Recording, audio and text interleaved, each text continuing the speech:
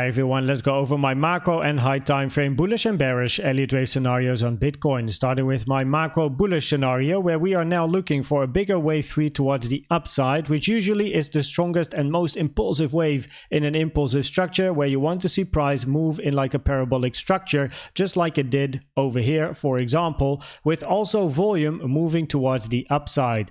The only thing going against this scenario is time, because the two vertical lines is a fib time taken from the low over here to the high of wave 1, and you can see that the low of this wave 2 has been made before the 0.382 fib time, which is uncommon, as by far most common any corrective structure ends behind the 382. So this is something to pay attention to. And also, if this is a wave 3 to the upside, we really want to see price making some moves, because at the moment it looks very sideways, grinding towards the upside. All nines are good, but we are looking for a big high time frame like macro wave 3, right? So we really want to see price picking up the pace very soon. In the bearish scenario, we are looking for another move towards the downside. Now this one is very interesting, because here we then have a 5-wave move to the upside to finish an impulsive structure, and then to the downside we are looking for a 3-wave move in an ABC 535 structure, where just above price we have incredible resistance over here. Now before we talk about this resistance, let's talk about what I'm looking for inside of this wave B, which is a zigzag structure in an AB, where the low of B might already be in, and then we're going to be looking for a wave C to the upside. And the most common target area for a wave C is between the 1 and the 1.236, taken from the low to the high of A to the low of this wave B. As you can see, the 1-to-1 over here has perfect confluence with the 786, but not only that, it also has confluence with the value area high of this big volume profile range, which is incredibly interesting. Now, before we reach the 786, price first has to go through the 618 area, which is in confluence with the point of control at about 40k. So 40k over here, as well as 50k, is very important. But if price is going to move towards the upside, we really have to pay attention about this around this 50k level, as that might be the high of then a wave B. Everyone really bullish over here, maybe even taking this high, right? Everyone longing into infinity, because we go to 100k before then price moves towards the downside, where we then have a very big support area. To the downside, the big support area I'm talking about over here is between the 1 and the 1.236, taken from the high to the low of A to the estimation of this wave B around the 1-to-1. And then you can see that the most common target area for wave C is in perfect confluence with the golden pocket, taken from the low to the all-time high, as well as the value area high of an even bigger volume profile range over here, which acts as massive support between 11.5k and 8k. If we then go to the lower time frames, or well, the daily, that is, I first want to start with my alternative scenario on which is bullish. So we're then looking for a wave 1, 2, 1, 2, before then a bigger 3 to the upside. The biggest problem with this scenario is that this second wave 2 is incredibly long compared to this first wave 2, which doesn't really work, because the green count on the chart is a higher degree Elliott wave count compared to the blue one, meaning this is then a wave 1, 2, then we're looking for a wave 3 in green, 4 in green, and then wave 5 in green. And then inside this wave 3, we then count another 5-wave move to the upside in blue. So the blue count is a lower degree count, and therefore you usually expect the green waves to be longer in time than the blue waves. However, this wave 2 over here is clearly longer than the green wave 2.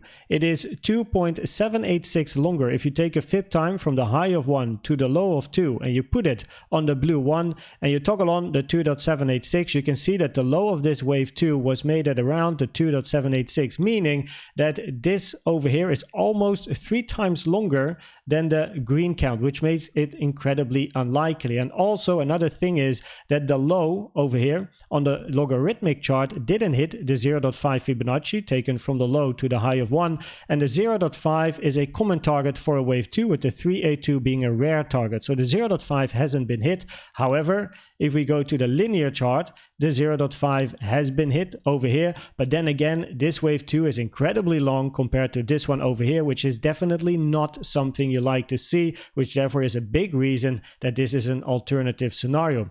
My preferred high time frame scenario is that this is then a wave 1 or a wave A, followed by a wave 2 or a wave B, and then we're looking for a wave 3 to the upside or a wave C to the upside. Now currently I am on the logarithmic chart, and that is important to remember, as very soon with the linear chart you will notice a very big difference, because on this chart over here you can see that the low did not hit this area, the 382 or the 0.5.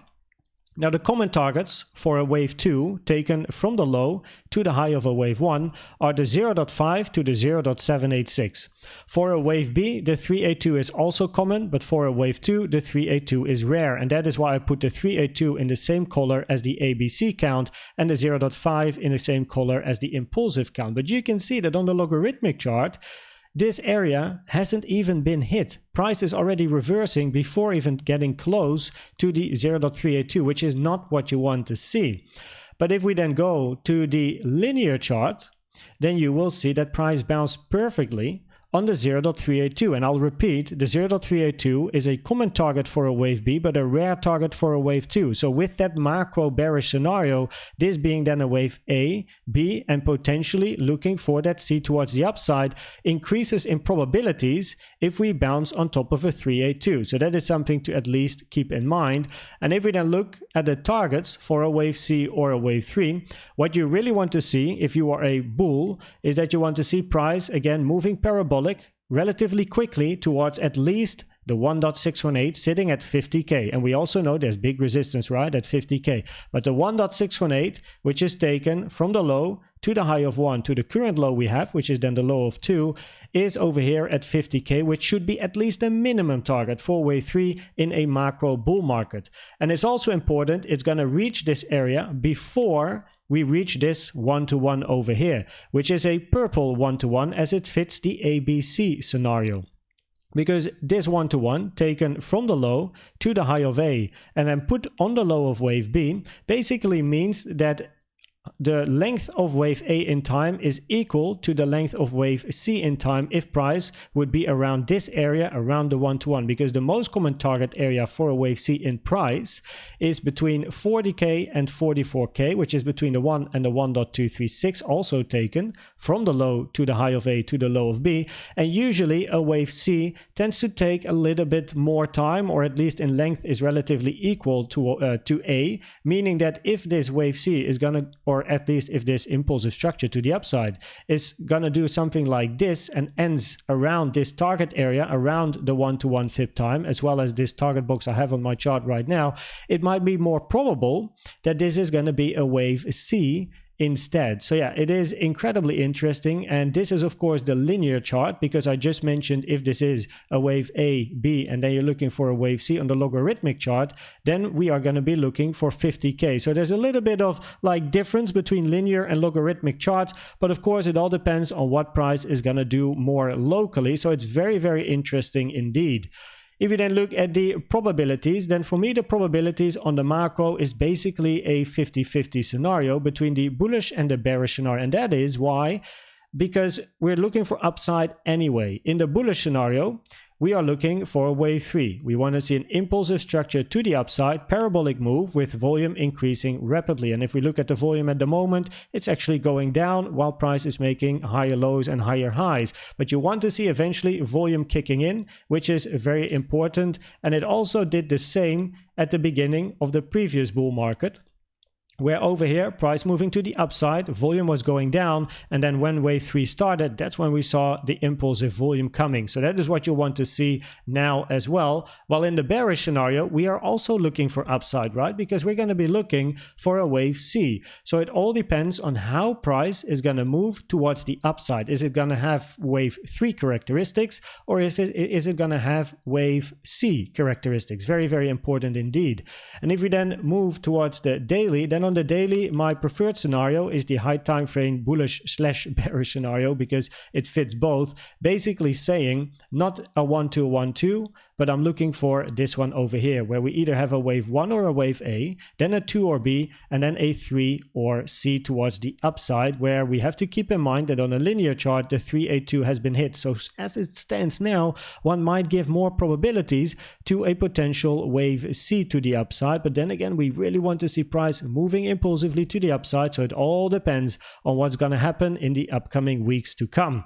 I hope this video was helpful or valuable to you. Please check out the most recent educational video I've made about the best trading indicator you can use in my opinion, which is the CVD. And for now, thanks for watching and subscribing, and I'd like to see you at the next one. Bye bye.